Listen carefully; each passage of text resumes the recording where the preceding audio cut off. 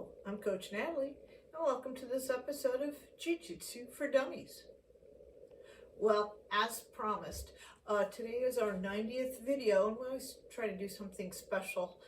And today we're going to be covering a move that some people are considered kind of illegal or unsportsmanlike, or at the very least it's sneaky. In fact, it's got the name prison rules, and I am talking about, of course, wrist locks. Now, if you've never been in a wrist lock before, someone applies it to you, you may yelp out in pain. That's because to be successful at this, you almost need to apply it fairly quickly, and we'll talk a little bit more about that in a little bit. They're not illegal. If you're in the IBJJF system and you're an adult and you're a blue belt, you can use them in tournaments. Some people call them unsportsmanlike, and we'll talk a little bit about that as well too. The wrist lock usually is not going to be something that you can just apply. Usually you will be in the midst of another kind of move, and then you'll see the opportunity and you'll, take advantage of that situation. They're pretty simple, so let's check it out.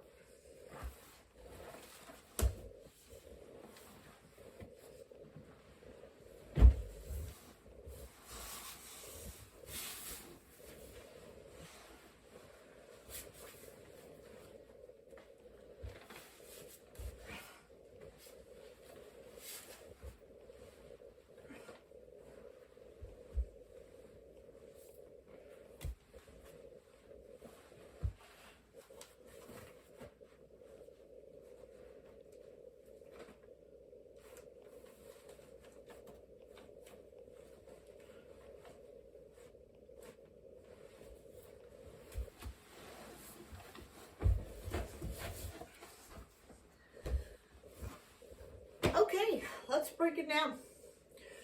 So you can get wrist locks from a variety of positions. There's two basic kind of hand movements. This is called a gooseneck, I guess just because it looks like the head of a goose. And this is what's called a cow hand. Gooseneck, cow hand. It is best if you try to apply wrist locks when you are controlling your opponent. Now, most people don't willingly, flail around their arms. At the very least, arms are really hard to trap.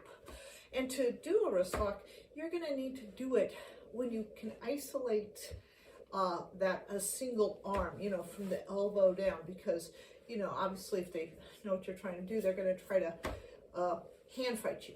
So you may do this when someone is in your closed guard. Let's assume that you try to put someone in a triangle and it's not working.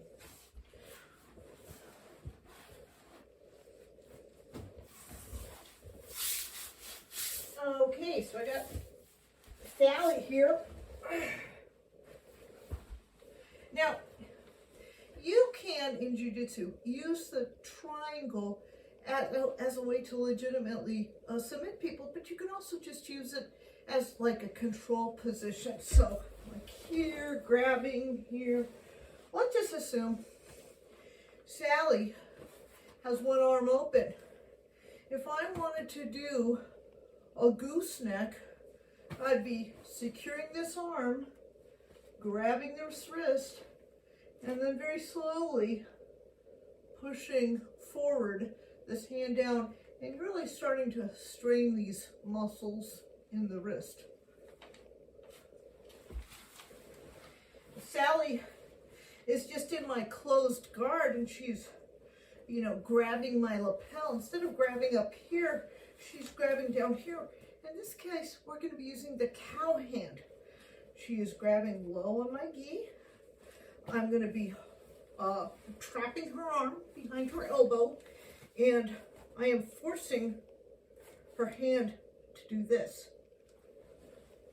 Grabbing, forcing her wrist this way.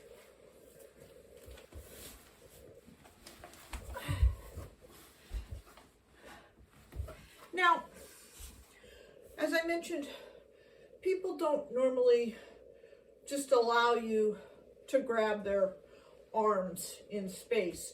And you need two things to do the wrist lock. You're grabbing behind their elbow, and then you're grabbing their wrist. So this works best when they're already in a place where you can, you know, lean one part of their body against your torso, and then you use your two hands to. In the case of a cow hand, you're forcing their arm or their hand into your lower abdomen and, you know, forcing the hand like this. In the case of a gooseneck, you really are actually using one hand to control the elbow and the other hand to, you know, control the wrist. So a mistake would be not isolating and controlling that arm before you do the wrist lock attempt.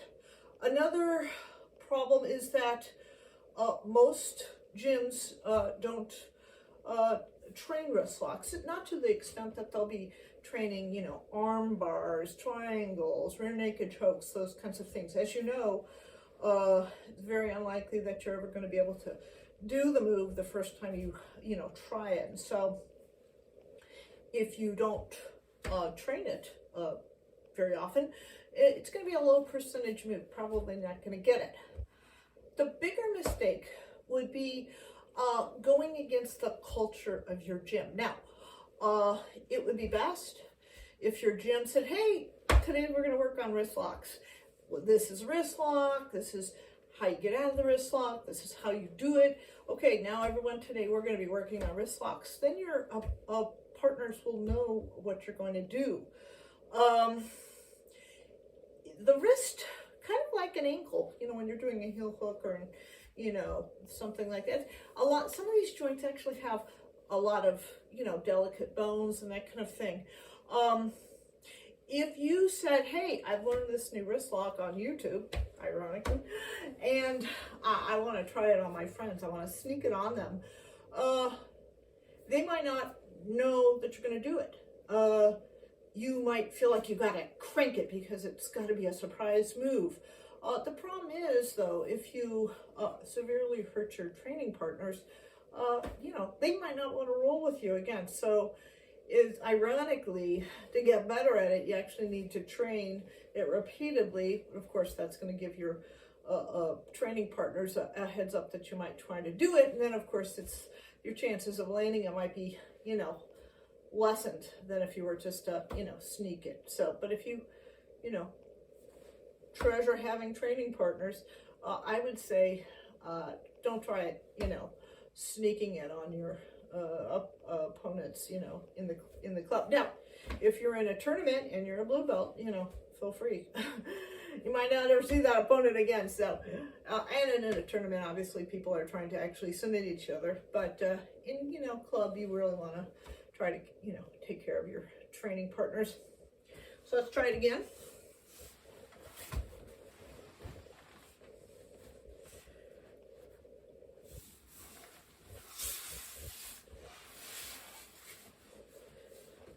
They could just be in your closed guard, you know, grabbing your lapel really low here. If they were to grab it, and I could get my hands behind their elbow and force it, that would force their hand into what we call a cow hand. If they're in a position where they can't really protect this arm, I could grab the wrist and I could press the wrist forward, and like I said, we call that a gooseneck.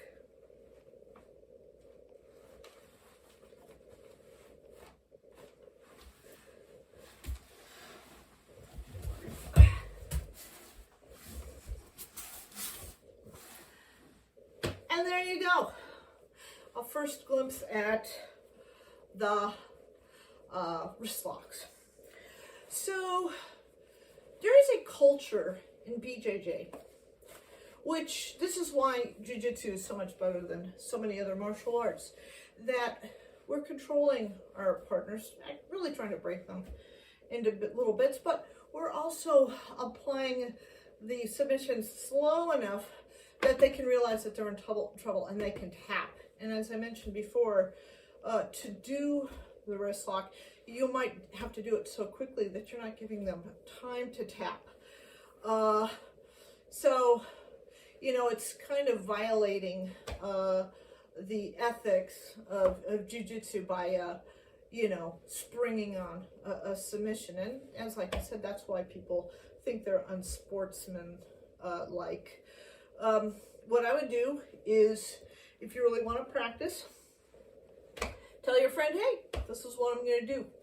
You know, it would be helpful to discuss, you know, defending against straight wrist locks. Now, I was talking to one of my professors, and he said, well, you know, the defense against the wrist lock is, you know, keeping your arm, your, you know, wrist nice and straight. And if you're doing, you know, knuckle push-ups, you probably have pretty strong wrists. And so maybe wrist locks wouldn't work on you. So they tend not to work so much on upper belts, because at the very least, upper belts are, you know, on the lookout for them. But, you know, that brand new blue belt might not be aware of it. So, in any case, usually I'll say, you know, try this out on your friends and tell me how you like it. In this case, I'm not going to say that.